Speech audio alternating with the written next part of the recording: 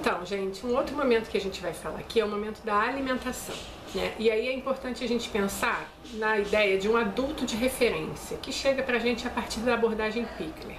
Esse adulto de referência, ele não é o responsável pela criança ao longo de todo o tempo que ela fica na creche, né? Não é como se a gente dividisse o grupo e cada grupo de 6, 7, 8 crianças fique com um adulto e ele que vai acompanhar tudo que a criança faz na creche. Não, mas para os momentos de cuidados individuais, como o momento da alimentação, o momento do banho e a troca de fralda especialmente. Né? A chegada, a gente já viu, né? Já comentou que a equipe não está completa no momento de chegada, porque poderia também, né, se valer dessa ideia do adulto de referência, mas como não está todo mundo, quem está no momento da chegada se divide para receber sempre as mesmas crianças, né? Claro que se há algum tipo de situação que naquele dia alguém trocou o dia, as pessoas que estão na turma não são estranhas às crianças, então isso não é um problema, né? É só, lembra a ideia de rotina de estabilidade? Então a estabilidade do adulto que cuida da criança também é um fator de segurança para ela, né? Segurança emocional, construção de vínculo, um conhecimento maior dessa criança, né? Então, para a alimentação, eu vou falar para vocês de uma experiência que eu tive na creche, onde eu era orientadora pedagógica aqui em Caxias, né? Houve resistência no primeiro momento, né? Como tudo que a gente vai mudar não acontece de uma forma fácil, mas depois algumas pessoas perceberam que o momento da alimentação ficou muito mais tranquilo, né? E que aí foi o seguinte, a turma, a gente começou pelo grupo de 3 anos, tinha 24 crianças, 23 eu acho, e pegamos as 3 agentes, né? E dividimos essas crianças pelas 3 agentes, cada uma ficou com 7, 8 crianças, né? O momento do almoço ele começava ali no finalzinho do turno da manhã, né, no horário que a professora até ainda está na creche, mas geralmente as professoras não acompanham as crianças no momento da alimentação. E aí isso é outra coisa que vocês podem olhar na instituição de vocês, né, se em alguns dias da semana, pelo menos, a professora pode, né, acompanhar esse momento, que é importante, né, educar e cuidar são o que compõe o que é pedagógico na educação infantil, né. Então, dividi essa turma, né, em 3 grupos e o que acontecia? Como era a rotina lá na creche, que deve ser na maior parte das instituições onde vocês trabalham. As crianças saem para almoçar, enquanto isso tem pessoas que arrumam a sala para o momento do descanso, colocando as caminhas, os colchõezinhos, e eles vão almoçar, passam no banheiro, escovam os dentes e vêm para a sala para dormir. Quando a gente divide o grupo em 3, né, porque nós tínhamos 3 agentes para esse grupo, um primeiro grupo de 7, 8 crianças vai para o refeitório com uma agente, né? E aí ela tem a possibilidade, por exemplo, de servir esses pratos dessas crianças de uma forma mais adequada, né? Como eu estava falando antes, será que uma criança gosta de comer mais feijão do que arroz?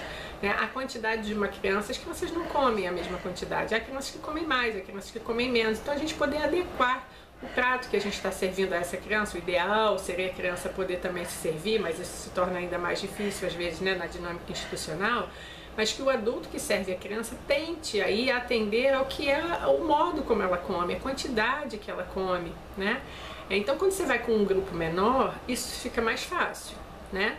Então, esse grupo foi para o refeitório, os outros 2 grupos estão na sala ainda. Aí o que é importante é que a gente não coloque as crianças num tempo de espera, né? Tem algumas pesquisas sobre isso. Como que na educação infantil as crianças esperam muita coisa, né? Então, por exemplo, essas crianças não vão ficar esperando o momento de ir comer.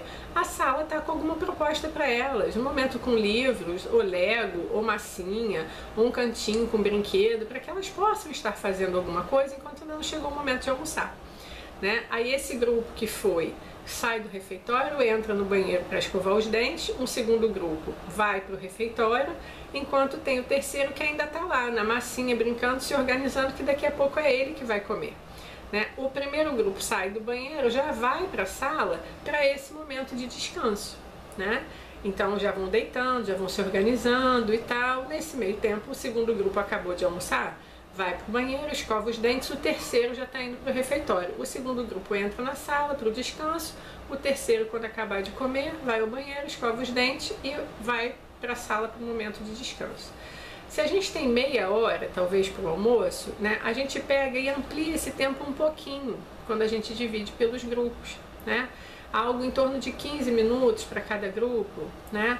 Porque a gente vai ver que isso vai dar tempo, né? É claro que vocês têm que sentir, têm que saber como é que são os grupos de vocês e a instituição poder se organizar. Isso é uma sugestão para que o momento da alimentação seja mais tranquilo para as crianças e para os adultos.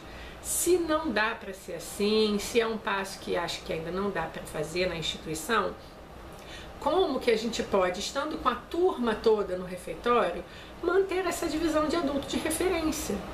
Né? Eu pego as agentes, divido o número de crianças pelas agentes que eu tenho no grupo e elas vão para o refeitório sabendo que elas vão ter que estar mais próximas, acompanhar, né, como é que serve o prato das crianças e tal daquele grupo específico, porque a gente costuma dizer que quando a gente olha todo mundo, a gente na verdade não olha ninguém.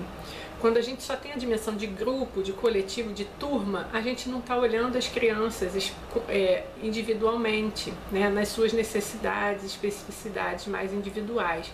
Então é importante que a gente fique atento a isso, né?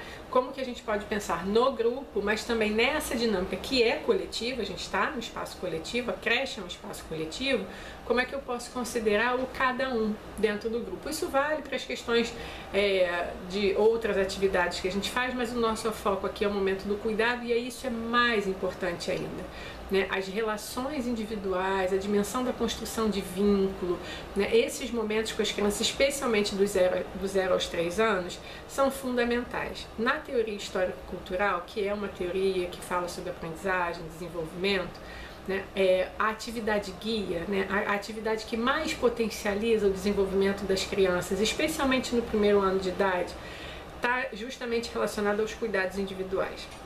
Né? Mas do 0 a 3, isso é fundamental. A gente começa a ter outras atividades que são importantes, que envolvem ação sobre objetos, que envolve, né, um adulto ou outras crianças participando desse momento, né, de brincar, né, de agir sobre os materiais, os objetos que estão sendo oferecidos.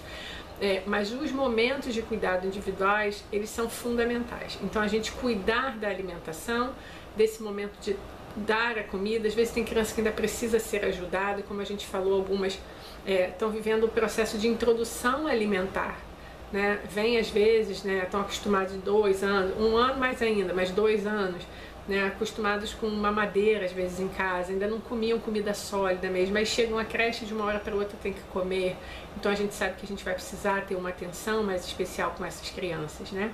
Então quando a gente se divide, a gente consegue ter essa atenção um pouco mais individualizada, ainda que a gente esteja considerando grupo, considerando turma.